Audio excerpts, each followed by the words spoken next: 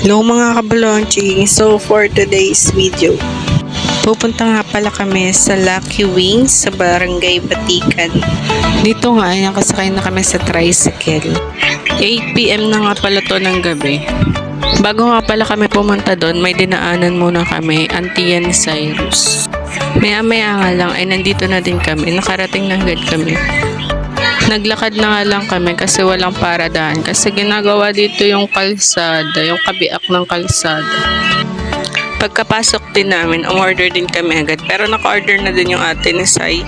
Ang dami na din palang na-order nila kaya hindi na din kami umorder. Pagkapasok nga namin, eto na yung mga kasama namin. Naghanap lang kami ng pwedeng maupuan muna. Nung nakaupo na nga kami, ayan, inintay na lang namin yung pagkain. Gusto mo video si Dale. Gusto mo nga lukot na lungkot.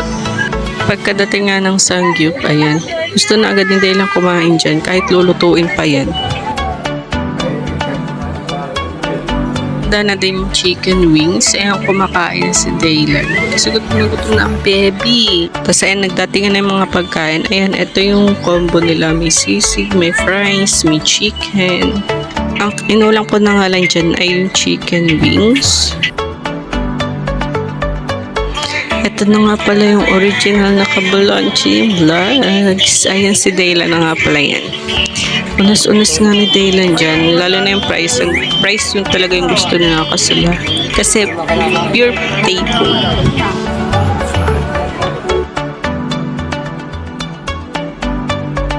Nakakatawa lang kasi naghahanap siya ng sausawan ng price.